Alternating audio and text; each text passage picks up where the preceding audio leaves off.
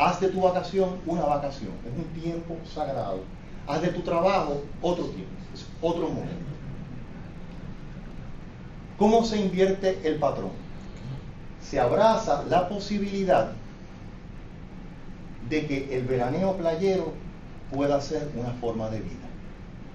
Y comienza a establecerse una tendencia a que trabajo y vacación sean indistinguibles.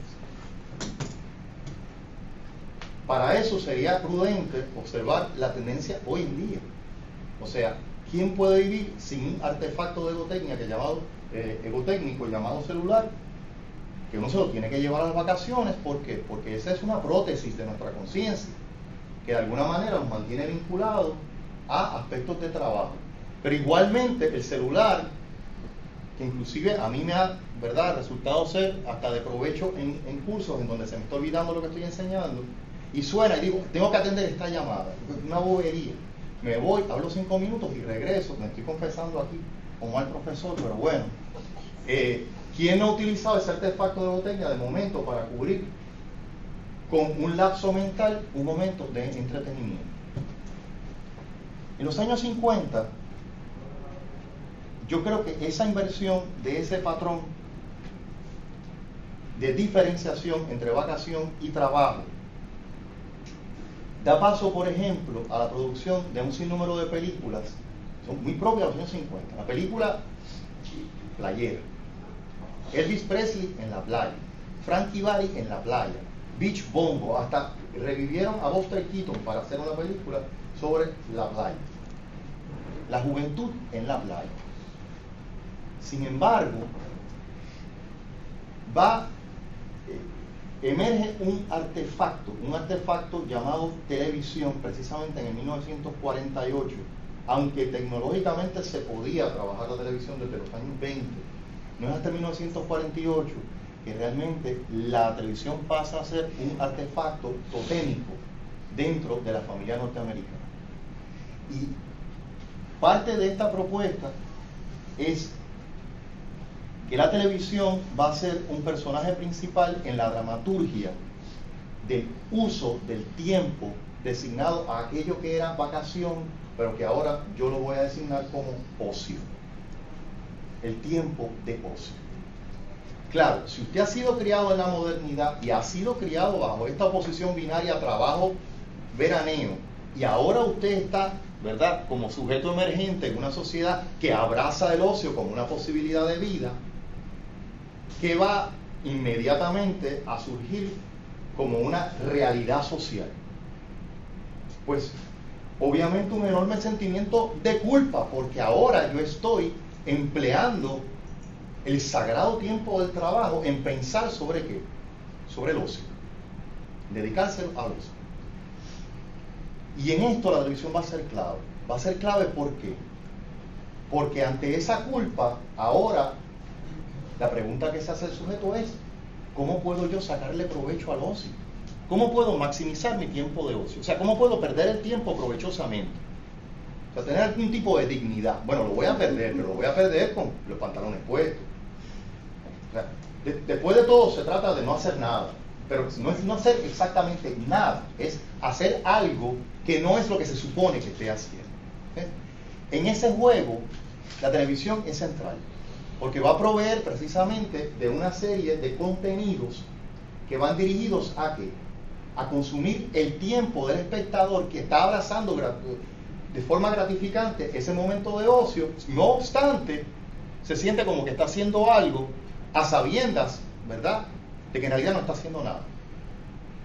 En otras palabras, ofrece como una forma, y no me quiero poner, ¿verdad?, utilizar términos psicoanalíticos porque remiten a otras instancias, pero de alguna manera la televisión viene a sublimar la culpa que nos provoca el tener que abrazar el ocio como una forma de vida.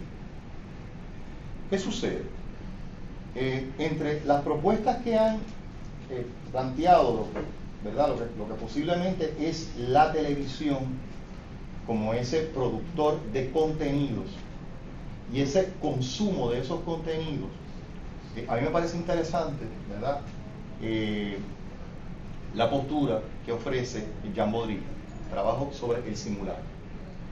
Porque si nosotros observamos la televisión como un productor de eventos de simulacros que sumergen lúdicamente al espectador en este mundo del simulacro, de alguna manera se revela cómo esta relación con el ocio tiene, o sea, de momento tiene una carga que puede de alguna manera mediatizar unos contenidos y así perpetuar unos patrones. Claro, si uno lo mira desde la perspectiva althuseriana, diríamos, pasa a ser un primordial aparato ideológico del Estado. O sea, es aquí una fuente de inmersión o sumergir al sujeto en un contacto lúdico con la ideología sin necesariamente, ¿verdad?, tener la carga, el peso, ¿verdad? ¿Ah? El rigor, claro, el disciplinamiento. No hay una obligación. ¿Por qué? Porque siempre se actúa bajo la premisa de que ¿qué usted hace? Bueno, nada importante, yo realmente lo que estoy haciendo es viendo televisión. O sea, no voy a la cárcel por eso, estoy aquí perdiendo el tiempo y de una forma honrosa, porque viendo televisión. Bien.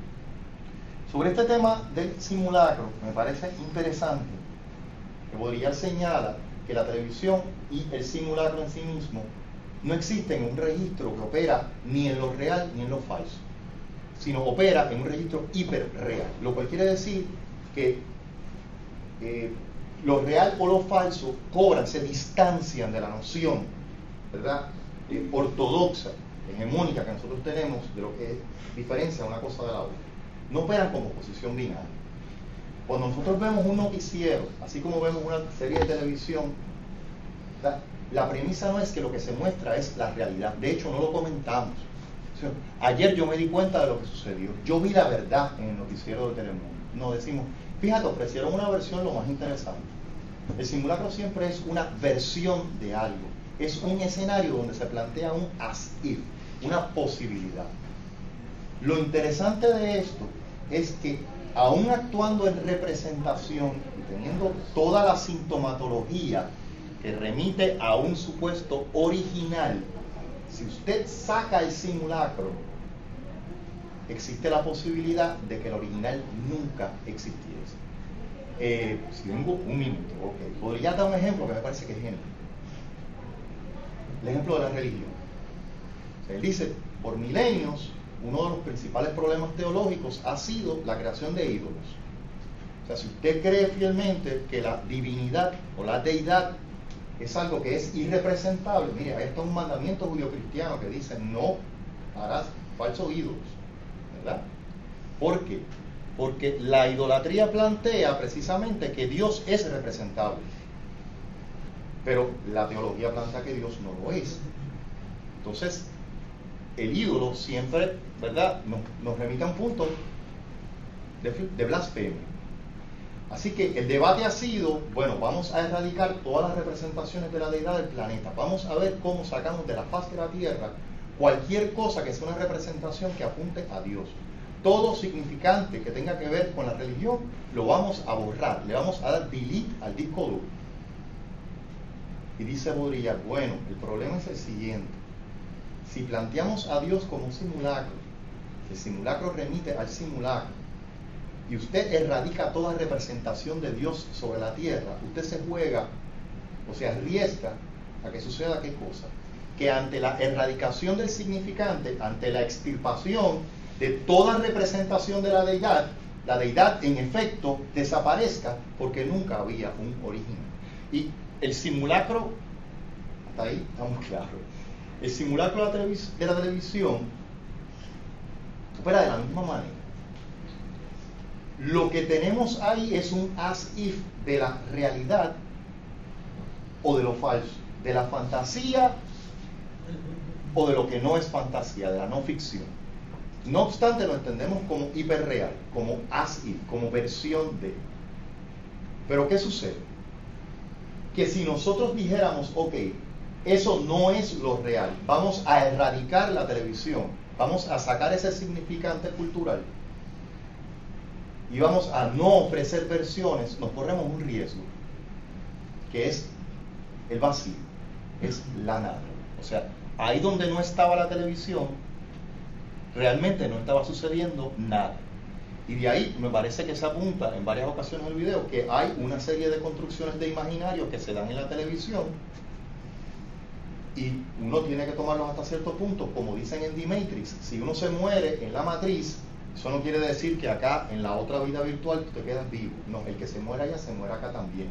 Y por lo tanto, lo que se observa como hiperreal allá no quiere decir que no tenga ninguna contundencia en el mundo concreto. No, al contrario, la generación de esos imaginarios en la televisión va a tener incluso una influencia concreta en lo que está sucediendo en la vida real. En lo que podría llamarse en la vida real. Pero ese simulacro siempre va a remitir a sí mismo, no remite a un original. Ok, esto yo quisiera, así en los minutos que me quedan, que no sé cuántos son,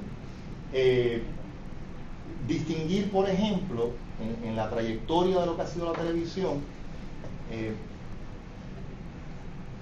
lo que sucede con otro medio que también ha sido criticado por, ¿verdad?, poder convertirse en un aparato ideológico del Estado, desde el marxismo estructuralista, etcétera, que es el cine. Fíjense, el cine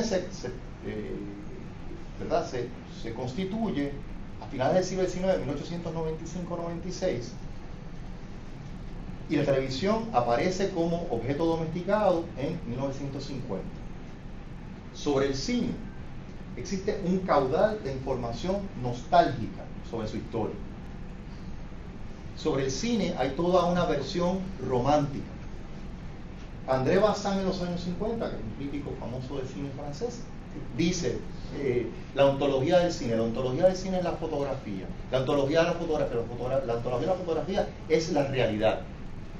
¿Y dónde está la realidad? La realidad se ve en la plástica a través de toda la historia humana, y es parte de un ímpetu hacia la semejanza, provocado ¿por qué? Por la ansiedad que le da al artista saber que se va a morir y que no va a dejar nada. Pues entonces pinta para que quede algo en la posteridad. Así que, siguiendo esa trayectoria, el ímpetu hacia la semejanza produce pintura realista, eventualmente fotografía y eventualmente cine. Ese tipo de búsqueda ontológica es totalmente fútil cuando se trata de la televisión. O sea, la televisión no tiene un origen histórico. Yo recuerdo tomar un curso de historia en Estados Unidos, de historia de la industria del cine y la televisión, y el cine era fácil. O sea, allí estaba el texto, allí estaba la documentación, ahí estaba la historiografía, se podía trabajar todo. Cuando uno iba a la televisión, habían 20 personas en el planeta Tierra que se adjudicaban la invención del aparato. O sea, había un hombre en India que decía, I built television from scratch. Y había un mexicano que dice, no, él tuvo la televisión de los fotones, yo lo inventé. Y habían 3 norteamericanos que decían, o sea, era totalmente una anarquía tecnoevolutiva en términos históricos.